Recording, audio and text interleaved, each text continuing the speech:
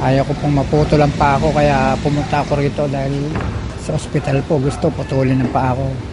Welder po ako. Gumagawa po ako ng mga grills at saka mga sasakyan. May hinayang po ako kung maputol, mawawala na yung trabaho ko. Halos lagi po ako nilalaglag sa gabi. Tapos hindi na ako makalakad. Na ano ko po yung blood sugar ko masyado mataas. Nalulula ako. Madalas na pagkahina po at nilalagnat ako gabi-gabi. Yun po ang nararamdaman ko. May lahi po kasi kami.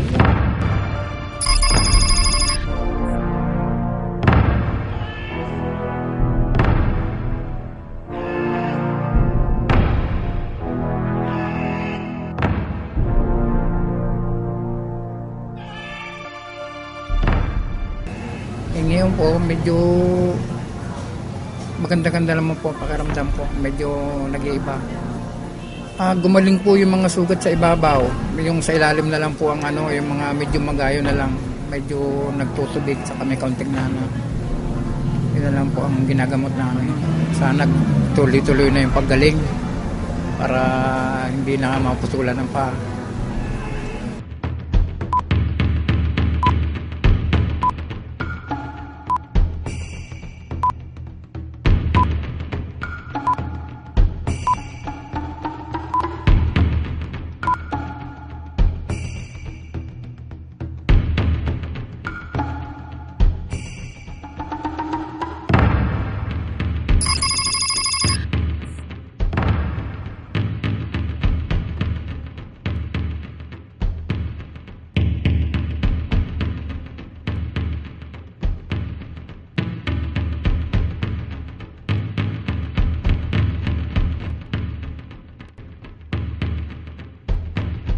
Dati po hindi ako nakakalakad.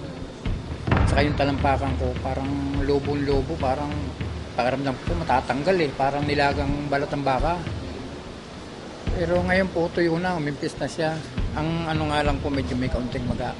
Gumaling naman po yung sugat sa ibabaw ng paa ko, yung nga lang po sa talampakan maliliit. Dati po talagang napakasakit, hindi ako makatayo. Pero ngayon po kahit wala akong saklay, nakakalakad ako Alalay nga lang po ito.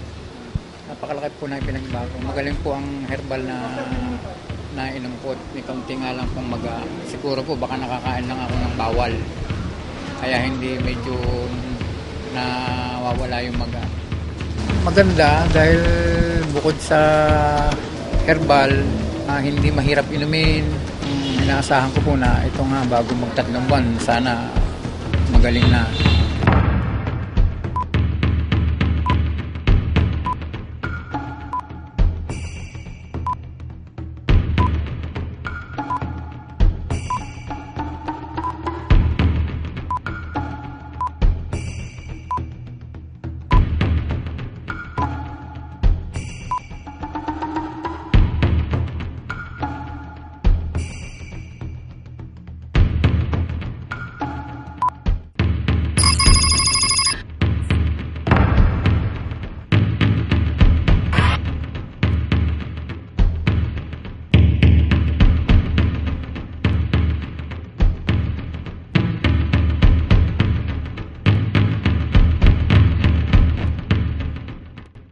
Nagpapasalamat po ako sa Hamunan dahil kung hindi dito baka po wala na akong paa ngayon dahil yun po ang sabi sa akin ng doktor.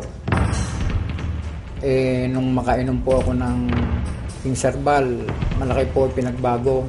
Gumaling yung mga sugat ko. Pwede na po akong magtrabaho ngayon. Nakakalakad na ako. Wala nang saklay. Dati, banyo lang, hindi ko pa marating. Pero ngayon po, nakakalakad na ako ng malayo. Kagaya ngayon. Dati, nagtataksi ako. Ngayon, nagko-commute na lang ako. May kaunting magalang pero wala pong sakit. Pwede ko na po ipagtrabaho. Ang importante po sana, sumunod kayo sa kung paanong dapat gawin. Gaya po ng pag-inom. Dapat po, walang alak, walang sigarilyo. Yung mga bawal, hindi dapat pinakain o kaya yung mga iniinom. Malaki po ang maitutulong ng Kinserbal.